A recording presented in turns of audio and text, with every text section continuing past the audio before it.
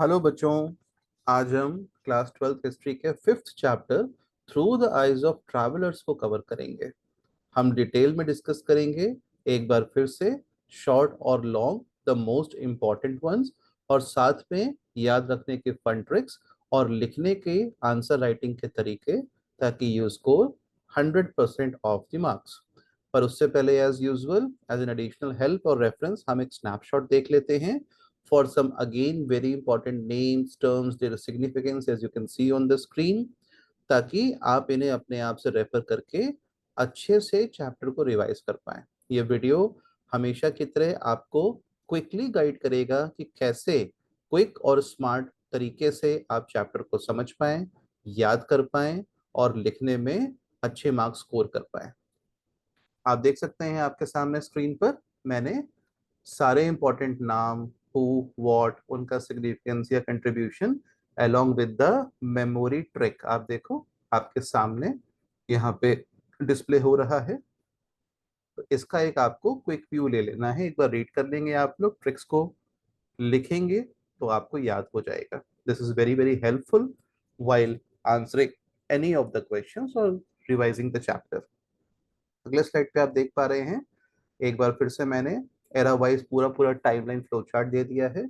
हर era के समय कौन सा ट्रैवलर इंपॉर्टेंट है जो इंडिया आया था, वेरियस किंगडम्स में आया था, उसने किस राजा के शासनकाल को विजिट किया, उसने क्या रिकॉर्ड किया, क्या देखा, उसकी किताब का नाम क्या था, क्या ग्रेट वर्क था, सब कुछ आपको यहाँ पे एक फ्लो चार्ट के फॉर्म में, बहुत ही सिंप्लीफाइड फॉर्म में आपको दिख जाएगा।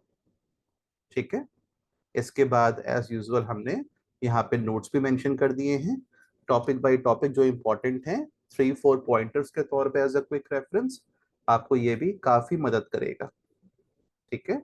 और नोट्स में मैंने एक ट्रिक भी यहाँ पे यूज की है जो चैप्टर के फ्लो को बताता है, इंपॉर्टेंट लोगों को बताता है। चैप्टर के नाम से क्लियर है कि जो सबसे इंपॉर्टेंट ट्रैवलर्स हिस्ट्री में अभी तक रिकॉर्ड किए गए हैं, those who came down to India, visited the kingdoms and take brief accounts, उनके बारे में। तो देखो, फिक्स ऐप अगर याद रखते हो आप, तो एफ फॉर फाहिम गुप्तास के समय आए थे, I for I-tsing monastic rules, X for Xuanzang Harshavardhana के पीरियड में, ए फॉर एल बेरोनी किताबुल हिंद के बारे में बताते हैं, आई इब्न बतूता दिल्ली सल्तनत के समय, बी फॉर भक्ति सूफी खलिस्टर लेक।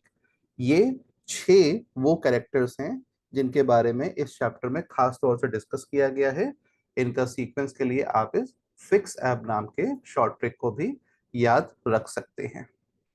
तो बच्चों, ये वीडियो बस आपको गाइड कर रहा है कि कैसे चैप्टर को आप एफिशिएंटली पढ़ें, कौन सी हेडिंग्स पे फोकस करना है और किन ट्रिक्स और फ्लो चार्ट से आपका ये इस्तेमाल आसान हो जाएगा।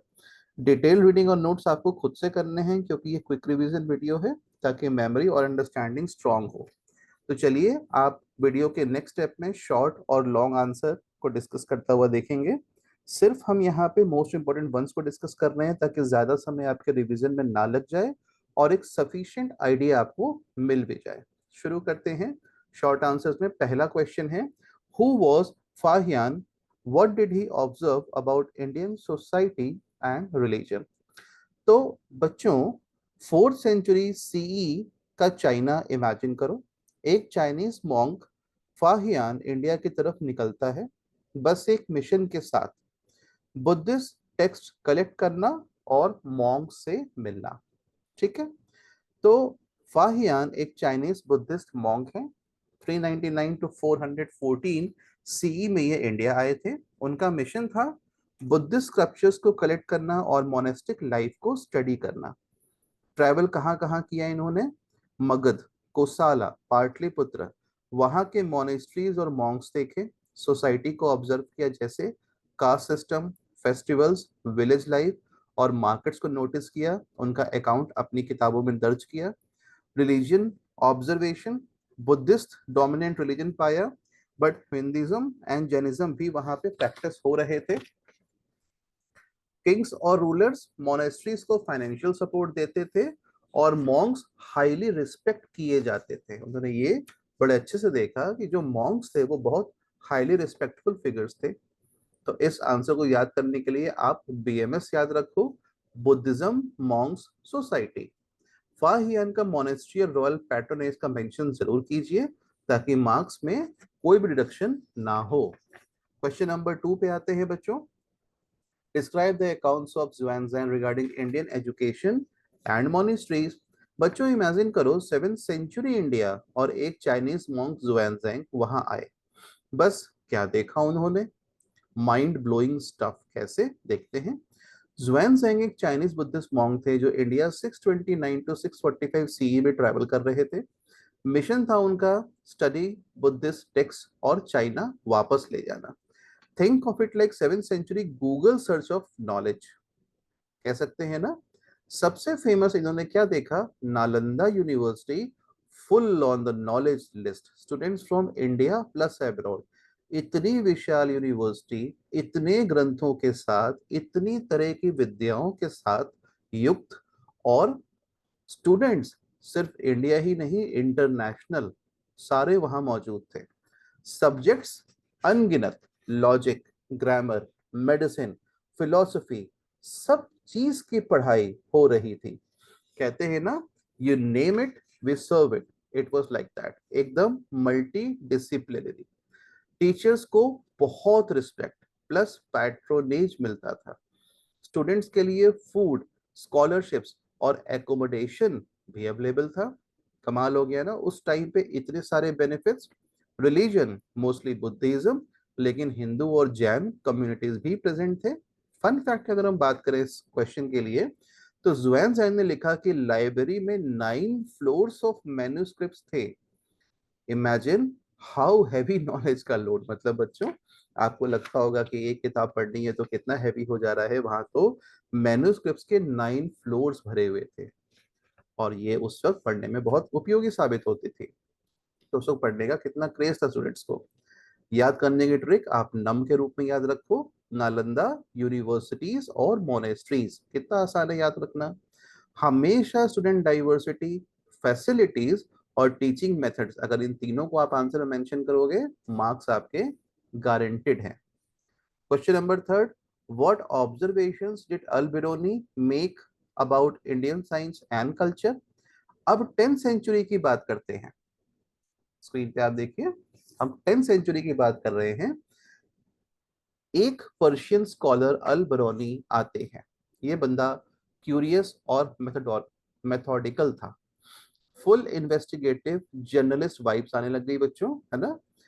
Persian scholar Al Biruni 973 to 1050 CE में इंडिया आए और साइंस और कल्चर को ऑब्जर्व किया। रिलीजन हिंदू रिचुअल्स, मंदिरों को, कास्ट सिस्टम के बारे में डिटेल नोट्स बनाए। Science and technology, mathematics, decimal system, zero का यूज इन्होंने देखा। एस्ट्रोनॉमी, प्लैनेट्स, कैलेंडर्स को यहाँ पे पाया। Medicine and pharmacology, local herbs और रेमेडीज सब मौजूद पाया। Culture, literature, festivals, music, arts, full cultural encyclopedia note किया। लैंग्वेज संस्कृत और लोकल डायलेक्ट्स को भी स्टडी किया। ट्रिक याद रखने की बेटा इस आंसर के लिए हो जाएगी RSC। तो हमें अगर बात करनी होगी अल्बरोनी तो RSC, religion, science, culture. Easy है याद करना। और जब भी इस क्वेश्चन का आंसर लिखना होगा तो अल बरौनी का अप्रोच न्यूट्रल था, उन्होंने सिर्फ ऑब्जर्व किया और कंपेयर किया। ये अगर लाइन आप लिखेंगे तो ये आपकी उनके बारे में इन डेप्थ अंडरस्टैंडिंग को दर्शाएगा और एग्जामिनर खुश हो जाएगा। Question number 4, how did Ibn Battuta describe the political and social conditions of India. Fast forward 14th century में अगर हम आए तो मोरक्को से आए इब्न बतूता और दिल्ली सल्तनत का टूर वो कर रहे हैं। Let's see what is. कहने का मतलब है, अब हम फटाफट 14th सेंचुरी में आते हैं और फास्ट ट्रैवल मोड पे देखते हैं तो हमें क्या दिखाई देते हैं। एक मोरक्कन ट्रैवलर इब्न बतूता जो दिल्ली सल्तनत का टूर कर रहे हैं। यकीनन बहुत कमाल का टूर रहा होगा। ट्रैवल पीरियड क्या था उस समय का? 1325, 1325 से 1351 सीई दिल्ली सल्तनत का पीरियड है, उस समय ये आए थे। पॉलिटिक्स, मोहम्मद बिन तुगलक के कोर्ट और एडमिनिस्ट्रेशन को देखा। आर्मी देखी, लॉ देखा, जस्टिस सिस्टम सब देखा। Society, urban life, scholars, artisans और वुमेन्स के रोल्स को भी ऑब्जर्व किया। रिलीजन, कोर्ट में इस्लाम डोमिनेंट था उस वक्त, लेकिन हिंदू और जैन कम्युनिटीज पीसफुली साथ साथ को एग्जिस्ट करते थे। Economy, markets full on organize, agriculturally productive. Personal touch Ibn Battuta के लिए यहाँ पे था कि उन्होंने लिखा है कि दिल्ली की स्ट्रीट्स में स्ट्रीट फूड और मार्केट्स बहुत बिजी थे, काफी काम था, काफी तरह का खान पान मौजूद था। Imagine a medieval Indian city vibe. सोच सकते हैं उस वक्त का व्यस्त बाजार, मार्केट, स्ट्रीट फूड कितना शानदार लगता होगा। याद करने की ट्रिक बच्चों, PSE याद रखिए, पॉलिटिक्स, सोसाइटी, इकोनॉमी। याद करने में आसान हो जाता है। Quote examples plus urban life को मेंशन करें for full marks. Fifth question पे आते हैं बच्चों, what is the significance of traveller accounts in reconstructing Indian history. अब सवाल ये है, ये ट्रैवलर्स क्यों इतने इंपॉर्टेंट हैं? तो सुनो बच्चों, सॉरी, ये अकाउंट्स प्रोवाइड करते हैं first hand info about India in ancient and medieval times. Political info अगर हम बात करें, kings, governance, administration. Social info, caste, festival, rituals, education, women roles.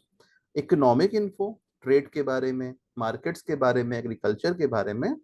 Cultural info, literature, art, music, temples, monasteries. Fun analogy थोड़ी सी यहाँ पे, ये travellers India के ह्यूमन गूगल मैप्स और हेल्प रिव्यूज जैसे थे। हर जगह की इन्फो और एक्सपीरियंस रिपोर्ट थी। वाकई है ना मजेदार? तो आपने देखा कितने सारे एस्पेक्ट्स पे इन लोगों का व्यू पॉइंट होता था, कितने सारे एस्पेक्ट्स को ये इतनी माइन्यूटली स्टडी करते थे, नोट करते थे, अपने साथ ले जाते थे, स्प्रेड करते थे। तो it was a very very responsible job. और it was just like at that time Google तो था नहीं, तो they used to behave like Google for their people. याद रखने की ट्रिक बच्चों, PSE पहले वाले आंसर में देखा था, यहाँ पे सी और ऐड हो गया। Politics, society, economy and culture. हमेशा दो तीन ट्रैवलर्स का मेंशन करें, उनका कंट्रीब्यूशन मेंशन करें और फुल मार्क्स स्कोर करें। जैसे फाहियान है, मोनेस्ट्रीज के बारे में बताएं, अल बिरूनी है, साइंस के बारे में बताएं। Question 6. Mention two economic aspects noted by the travelers, like by Chinese or Arab. Finally, economy, because ये ट्रैवलर्स हमेशा मार्केट्स और ट्रेड सबसे ज्यादा इंपॉर्टेंटली नोटिस करते थे। Trade and markets, organize markets कैसे हैं, शॉप्स कैसी हैं, लॉन्ग डिस्टेंस ट्रेड कैसा था, किस तरह का हो सकता है, क्या फॉलो हो रहा है, वो सबको ये अकाउंट में लिया करते थे। Standard coins, weights and measures used. Imagine बच्चों के 1000 साल पहले का ऑनलाइन शॉपिंग और पेमेंट सिस्टम कैसा होगा। ऑनलाइन तो होता नहीं था, लेकिन व्यापार कैसे करते थे उसको गंभीर रूप से सीरियसली स्टडी करना। एग्जाम्पल के तौर पे इब्न बतूता ने दिल्ली के बिजी मार्केट्स को डिस्क्राइब किया और गुड्स की वैरायटी का जिक्र किया। अब जब ये इंफॉर्मेशन दूर दराज कई देशों तक जाएगी तब तो वहां के लोगों को पता चलता था कि हिंदुस्तान में, दिल्ली में किन चीज़ों का व्यापार है, अवेलेबिलिटी है, और किस लेवल की है, किस क्वालिटी की है। तो बाहर के व्यापारी यहाँ तक आते थे। एग्रीकल्चर एंड क्राफ्ट्स के बारे में बात करते हैं। Fertile land, irrigation, multiple crops, इसकी जानकारी बटोरना। Crafts, weaving, pottery, metal work, textiles. Xuanzang ने विलेजेस देखे जो अर्बन ट्रेड को सपोर्ट करते थे। ट्रैवल अकाउंट से पता चला कि विलेजेस प्लस सिटीज लिंक्ड हैं एक सप्लाई चेन की तरह, जैसे आज के तारीख में हमारे मॉडर्न लॉजिस्टिक्स भी कनेक्टेड रहते हैं। याद रखने का ट्रिक बहुत आसान है, टा याद रखो बेटा, TA, trade and agriculture explain करना है अगर टू इकोनॉमिक एक्सपेक्ट्स ट्रैवलर्स के बारे में पूछा जाए। और real life examples like Delhi markets या नालंदा सपोर्टिंग ट्रेड अगर आप मेंशन करते हैं तो अच्छे मार्क्स पाने का ये शॉर्टकट है। अब हम आ चुके हैं बच्चों लॉन्ग आंसर पे। पहला क्वेश्चन है, discuss the journeys of Fa-Hien and Xuanzang and their observations on Indian society and religion. बच्चों ये बहुत इंपॉर्टेंट क्वेश्चन है क्योंकि इस पूरे चैप्टर का सार है ये। इसी में से शॉर्ट बनेगा, वेरी शॉर्ट बनेगा, MCQs भी निकल के आते हैं। या लॉन्ग आंसर भी आता है, तो इसको आपको अच्छे से समझना है। तो बच्चों आज हम बात करने वाले हैं दो बहुत ही फेमस चाइनीज बुद्धिस्ट मॉन्क्स के जर्नीज के बारे में। एक का नाम है फाहियान, दूसरे का नाम है जुएनजेंग। ये दोनों अलग अलग समय पर इंडिया आए और उनके लिखे हुए नोट्स हमें उस समय की इंडियन सोसाइटी और रिलीजन के बारे में बहुत वैल्यूएबल इंफॉर्मेशन देते हैं। हु, सबसे पहले हु याद रखो, कौन थे ये लोग। फाहियान एक चाइनीज बुद्धिस्ट मॉन्क थे, जुएनजांग एक और चाइनीज बुद्धिस्ट मॉन्क थे। फाहियान 399 टू 414 सीई में इंडिया आए थे। जुएनजांग 629 टू 645 सीई के बीच इंडिया आए थे। फाहियान का मकसद था बुद्धिस्ट टेक्स्ट को कलेक्ट करना, मोनेस्टिक प्रैक्टिसेस को स्टडी करना, जबकि जुएनजांग इनका एम भी बुद्धिस्ट स्क्रिप्चर्स पढ़ना और चाइना लेकर जाना था। दोनों के टाइम पीरियड से कंफ्यूज मत होना बच्चों। याद रखना है कि अल्फाबेटिकली एफ और एक्स में क्या पहले लेटर आता है, एफ पहले आता है तो फाहियान पहले आए, एक्स बाद में आता है तो जुएनजांग बाद में आए। अगला इसमें सब हेडिंग आ जाता है बच्चों, वेयर डिड दे गो। अब सवाल ये दोनों गए कहाँ ये आता है। फाहियान मोस्टली घूमे थे नॉर्दर्न इंडिया में, लाइक मथुरा, कुशीनगर और पाटलिपुत्रा।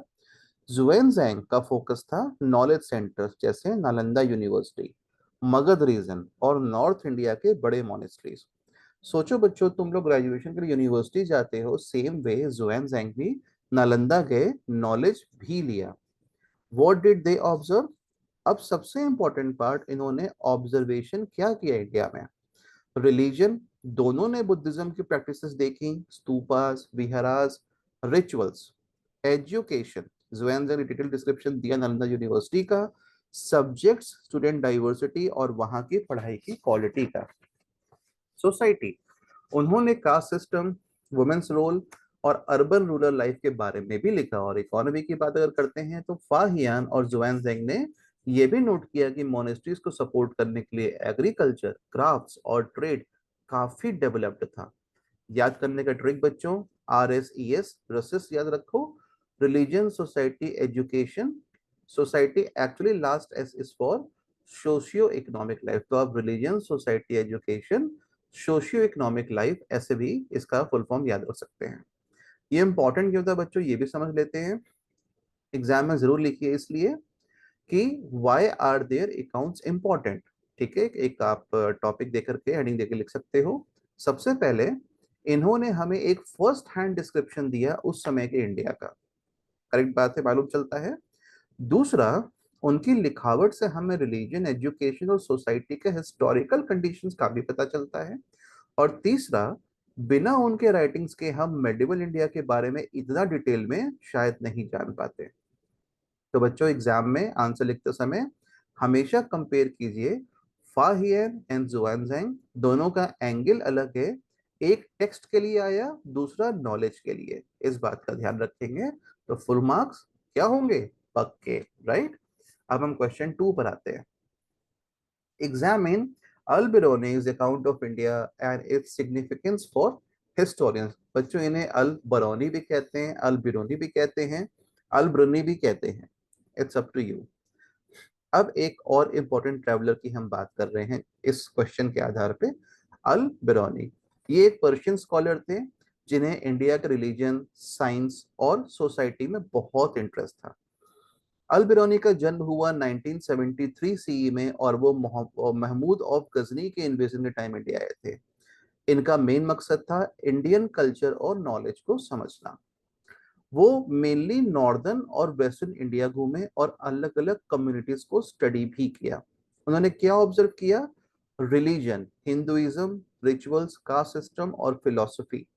साइंस में इंडियन नॉलेज सिस्टम को डिस्क्राइब किया, astronomy, mathematics, decimal system, zero, medicine और फार्माकोलॉजी के आधार पर। और कल्चर में उन्होंने देखा कि फेस्टिवल्स, लिटरेचर, म्यूजिक, आर्ट और सोशल कस्टम्स, इनको समझा और इनके बारे में लिखा। याद करने का ट्रिक है बच्चों, RSC, religion, science and culture. यहाँ पे भी वाई ही इज इंपॉर्टेंट। तो बच्चों इनका हिस्टोरिकल इंपॉर्टेंस है, पहला, उनका अकाउंट सिस्टमैटिक, न्यूट्रल और डिटेल में था। तो सबसे अच्छी बात है ये किसी चीज से बायस नहीं थे, इनके अपने ओपिनियन शामिल नहीं थे, इनका अपना व्यू पॉइंट न्यूट्रल था, जो देखा सो लिखा, मतलब बहुत ही रिलायबल सोर्स कह सकते हैं। दूसरा, उन्होंने आउटसाइडर्स पर्सपेक्टिव से इंडियन लाइफ और नॉलेज को रिकॉर्ड किया। ठीक है। तीसरा, आज के हिस्टोरियंस को उस टाइम के नॉलेज और सोसाइटी समझने में अल बिरूनी बहुत काम आते हैं। अगर आपको एग्जाम में अच्छा स्कोर करना है तो हमेशा उनकी ऑब्जेक्टिविटी और साइंटिफिक मेथड को हाईलाइट कीजिए। That makes his account different from other travellers.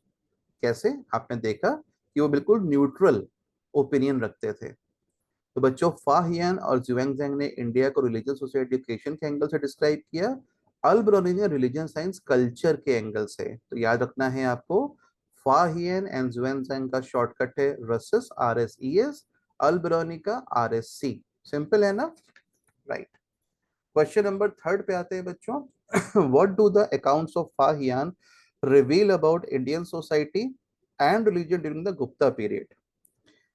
बच्चों, अब हम डिस्कस करते हैं फाहियान का अकाउंट। ये एक चाइनीज बुद्धिस्ट मॉन्क थे जो 399 टू 414 सीई के बीच इंडिया आए थे, और ये समय था गुप्ता पीरियड और उनके गोल्डन एज का। हमें पता है ना, the golden age of Gupta period कितना फेमस रहा है। Who was Fahien? हमने पहले भी पढ़ा हुआ है। फाहियान एक चाइनीज बुद्धिस्ट मॉन्क और ट्रैवलर थे जिनका मेन पर्पस था बुद्धिस्ट टेक्स्ट कलेक्ट करना और मोनेस्ट्रीज की लाइफ को स्टडी करना। ठीक है। मेरे ख्याल से अब तक आप लोग समझ चुके होंगे कि फाहियान के बारे में हमें क्या लिखना है, जुएनजेंग के बारे में हमें क्या लिखना है, अल बिरूनी के बारे में क्या लिखना है, कैसे इनके बीच में डिफरेंस है। वेयर एंड व्हेन उन्होंने मेनली, इन्होंने फाहियान ने, उनके बारे में पढ़ रहे हैं, उन्होंने मेनली नॉर्दर्न इंडिया घूमा, मथुरा, पाटलिपुत्र, कुशीनगर, और ये सब उन्होंने अर्ली 5th सेंचुरी सी, जब गुप्ता किंग्स रूल कर रहे थे, तब देखा, तब विजिट किया। What did he observe? तो रिलीजन, फाहियान ने नोट किया कि बुद्धिज्म तो अब डिक्लाइन हो रहा था, लेकिन फिर भी प्रैक्टिस में था। हिंदुइज्म और जैनिज्म अब ज्यादा पॉपुलर हो रहे थे। मॉन्क्स और एक्सकेटिक्स को रिस्पेक्ट मिलता था सोसाइटी में। लोग जनरली पीसफुल और लॉ अबाइडिंग थे। रूलर्स मॉरली रिस्पॉन्सिबल और धार्मिक थे। कास्ट डिस्टिंक्शंस तो थी, लेकिन कुछ जगह पर सोशल मोबिलिटी भी पॉसिबल थी। इकोनॉमी की बात करते हैं तो एग्रीकल्चर बहुत स्ट्रांग था। सिटीज और टाउन्स तो बहुत एक्टिव थे। ट्रेड नेटवर्क्स भी चल रहे थे। कल्चर, एजुकेशन और लर्निंग सेंटर्स जैसे मोनास्ट्रीज और यूनिवर्सिटीज पॉपुलर थे। लैंग्वेज, संस्कृत भली भांति हर तरफ प्रयोग में थी। ट्रिक है इसको याद करने का बच्चों, BRSC, Buddhism, rulers, society, cities. अब हम बात करते हैं वाई इंपॉर्टेंट, भाई क्यों इंपॉर्टेंट है। तो फाहियान का अकाउंट हमें एक फॉरेन आई विटनेस अकाउंट देता है गुप्ता पीरियड का। उनकी राइटिंग्स कंफर्म करती हैं जो हमें धर्म शास्त्रास और इंस्क्रिप्शन से मालूम चलता है। हमेशा आंसर में आप लिखो बच्चों बुद्धिज्म के साथ साथ उनकी गवर्नेंस प्लस सोशल लाइफ, तब आंसर बिल्कुल कंप्लीट लगता है। Question number 4, how did Hunzhang, yes, Hunzhang describe Indian society and administration? इस जर्नी में हम Hunzhang, जिन्हें हम ह्यूंग भी कहते हैं, ये एक चाइनीज मॉन्क और स्कॉलर थे जो 7th सेंचुरी सीई में इंडिया आए, मेनली किंग हर्ष के रूल के टाइम। तो फाहियान हमारे गुप्ता पीरियड के समय आए, Hunzhang हमारे हर्षवर्धन जी के समय में आए, जिनका टाइम था 606 to 647 CE. Who was Junzhang? ये एक चाइनीज बुद्धिस्ट स्कॉलर थे जिन्हें बुद्धिज्म काफी अट्रैक्ट करता था। उनका एम था बुद्धिस्ट टेक्स्ट का स्टडी और मोनेस्ट्रीज का ऑब्जर्वेशन। Where and when? तो उन्होंने इंडिया ट्रैवल किया अर्ली 7th सेंचुरी में, और मोस्ट इंपॉर्टेंट विजिट थी उनकी नालंदा यूनिवर्सिटी। बच्चों, नालंदा में आप जाओगे राजगीर में, तो वहां पे आपको एक बहुत ही प्यारा जैपनीज टेम्पल भी देखने को मिलता है, और वहां पे ज्यूनजैंग की काफी बड़ी मूर्ति भी बनाई गई है। तो कभी आप अगर जाओ तो वो मस्ट विजिट जगह है। What did he observe? Administration, Kings accessible थे, ऐसा नहीं कि राजा इतना बड़ा था कि आप उन तक पहुंच नहीं सकते। जस्टिस भी देते थे और वेलफेयर एक्टिविटीज में एक्टिवली इन्वॉल्व होते थे। गवर्नेंस मिनिस्टर्स के थ्रू चलती थी। सोसाइटी कास्ट सिस्टम काफी स्ट्रांग था, ब्राह्मणास पावरफुल थे, वुमेन की स्टेटस मिक्स्ड थी, कुछ जगह उनको बहुत रिस्पेक्ट मिलती थी, कुछ जगह रिस्ट्रिक्शंस भी थी। इकोनॉमी, एग्रीकल्चर तो बैकबोन था, इंटरनल और एक्सटर्नल ट्रेड दोनों चल रहे थे बढ़िया रूप से, टाउन्स और मार्केट्स भी एक्टिव थे। रिलीजन, बुद्धिज्म अभी भी एग्जिस्ट करता था, लेकिन हिंदुइज्म का इस वक्त तक काफी वाइड स्प्रेड हो चुका था। टेम्पल्स और मोनेस्ट्रीज दोनों बढ़िया तरह से चल रहे थे। Education and culture, Nalanda university को डिटेल में इन्होंने डिस्क्राइब किया, स्कॉलर्स और मॉन्क्स को हाईली रिस्पेक्ट मिलता था ये मेंशन किया। लैंग्वेजेस, संस्कृत और प्राकृत दोनों ही चलन में थे। ट्रिक याद करने की है बच्चों इस क्वेश्चन के लिए, सारे, SARE, society, administration, religion and education, ये ट्रिक आप याद रखोगे, इन चार शब्दों को लिखोगे और बस जो आपने ऊपर पढ़ा उसके हिसाब से उसको एलैबोरेट कर दो। क्यों इंपॉर्टेंट थे? हिमसैंग या ज्यूनजैंग का अकाउंट हमें ये बताता है, हमें देता है एक detailed picture of the 7th century India under Harsha. ये कंपेयर करने में हेल्प करता है कि गुप्ता पीरियड और हर्ष के पीरियड के बीच में क्या डिफरेंसेस थे, क्या डेवलपमेंट्स थे, क्या कमियां थी। आंसर लिखते वक्त नालंदा एडमिनिस्ट्रेशन और रिलीजियस डाइवर्सिटी जरूर हाईलाइट करें बच्चों, ये एग्जामिनर के लिए कीवर्ड्स होते हैं जो उन्हें बहुत अट्रैक्ट अपील करते हैं। अब बच्चों, फाहियान और ज्यूनजैंग दोनों ने इंडिया के अलग अलग एस्पेक्ट्स रिकॉर्ड किए। अगर फाहियान हमें गुप्ता सोसाइटी की पिक्चर देते हैं, तो ह्यून सैंग या ज्यूनजैंग हमें हर्षा पीरियड की डिटेल भी दिखाते हैं। दोनों अकाउंट्स मिलाकर हमें मेडिवल इंडिया के बारे में एक कंप्लीट पिक्चर, एक कंप्लीट तस्वीर मिलती है, इसलिए ये बहुत इंपॉर्टेंट है। Second last question, बच्चों, of this video, discuss the observations of Al-Biruni about India. What aspects of India life did he describe? Which is a very very important question. बच्चों, हम हमेशा इससे बात करते हैं VIP question. It is a VVIP question. बच्चों, इसमें हम बात करेंगे अल बिरूनी, जो कि एक फॉरेन स्कॉलर थे। ये एक पर्शियन पॉलीमैथ थे जो 973 टू 1048 CE के बीच जिए और वो इंडिया आए महमूद ऑफ गजनी के इन्वेजन्स के टाइम पर। कौन थे ये एक्चुअली? ये एक ट्रैवलर ही नहीं बल्कि एक मैथमेटिशियन, एस्ट्रोनॉमर, हिस्टोरियन, एक ऑलराउंड जीनियस थे। उनका मकसद था इंडिया की सोसाइटी, कल्चर और रिलीजन को साइंटिफिकली समझना। वेयर एंड व्हेन वो अर्ली 11th सेंचुरी CE में आए और मेनली नॉर्थ इंडिया को एक्सप्लोर किया था। What did he observe? Religion, Hinduism dominant था उस समय, कास्ट सिस्टम स्ट्रिक्टली फॉलो होता था, रिचुअल्स और सेरेमनीज इलेबोरेट और डिटेल्ड थे। Society and culture, scholars, astrologers और मैथमेटिशियंस रिस्पेक्टेड थे, एजुकेशन संस्कृत में होती थी, डेली लाइफ डिटेल्स लिखे, फूड, क्लोथिंग, कस्टम्स के बारे में बताया। इकोनॉमी, एग्रीकल्चर बैकबोन था, मेंशन किया। ट्रेड और क्राफ्ट्स बहुत एक्टिव थे, मार्केट्स भी फ्लरिशिंग थे, मेंशन किया।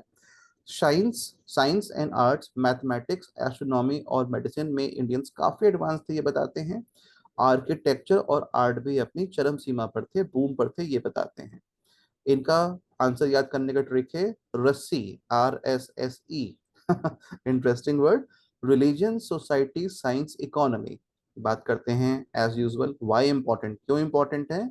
अल बिरूनी का अकाउंट इसलिए इंपॉर्टेंट है क्योंकि उन्होंने एक सिस्टमैटिक और एनालिटिकल पर्सपेक्टिव दिया, हिंदू प्रैक्टिसेस और रिचुअल्स को डिटेल में एक्सप्लेन किया।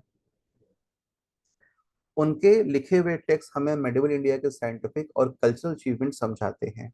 आंसर में जरूर लिखें caste plus rituals plus science plus trade to score full marks. Now, बच्चों, we have reached the last question of this video. How did Indian travelers and traders describe life outside India? Give examples. इसमें से काफी questions बन जाते हैं बच्चों, ध्यान से इसको रीड कीजिएगा, समझिएगा। अब तक हमने फॉरेन ट्रैवलर्स के इंडिया का अकाउंट देखा। अब क्वेश्चन पूछा जाता है इंडियंस खुद जब बाहर गए तो उन्होंने लाइफ आउटसाइड इंडिया कैसे डिस्क्राइब की। इंटरेस्टिंग ना। हु वर दे? तो इंडियंस के रूप में इंडियन मॉन्क्स थे, स्कॉलर्स, ट्रेडर्स, जैसे बुद्धिस्ट मॉन्क जो श्रीलंका, साउथ एशिया और चाइना गए। कुछ मर्चेंट्स सेंट्रल एशिया तक ट्रेड करते थे। कहाँ पे वो गए? साउथ ईस्ट एशिया में जावा, सुमात्रा, कंबोडिया। श्रीलंका में बुद्धिज्म स्प्रेड हुआ। सेंट्रल एशिया और चाइना मर्चेंट्स और मॉन्क दोनों गए।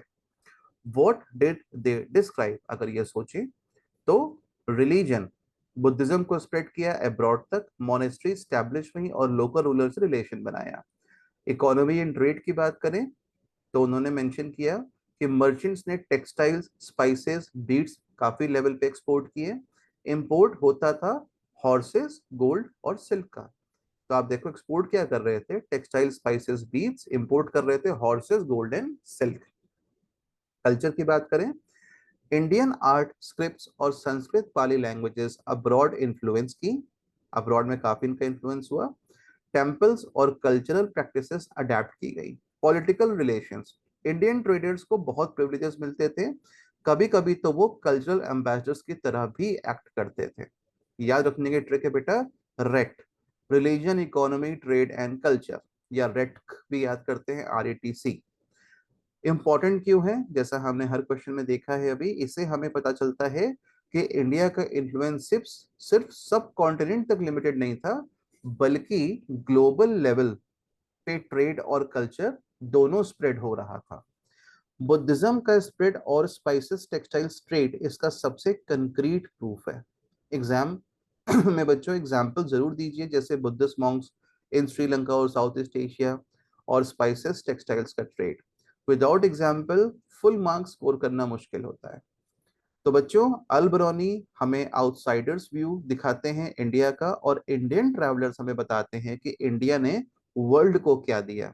Buddhism, Sanskrit, art, spices, textiles दोनों मिलके एक टू वे इंटरेक्शन को प्रूव करता है। बच्चों ये स्टेटमेंट बहुत इंपॉर्टेंट है, कई आंसर्स में स्कोर करने के लिए आप लिख भी सकते हैं कि दुनिया से आए इंडिया में ट्रैवलर्स ने इंडिया को देखा और बताया कि इंडिया की संस्कृति क्या है, इंडिया कितना स्ट्रॉन्ग कैसे है, क्यों है, और यहाँ से बहुत सारे वेदों को, शिक्षाओं को, विद्याओं को अपने अपने देशों तक ले गए।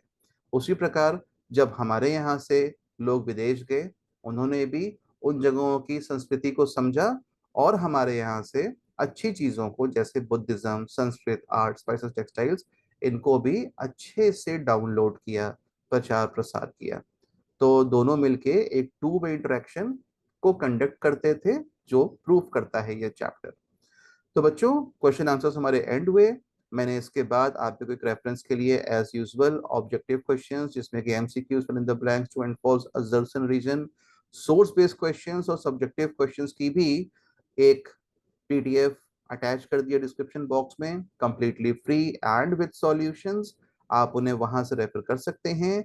आशा करता हूँ सेशन ने आपके चैप्टर को फिर से एक बार सुपर इजी बना दिया होगा।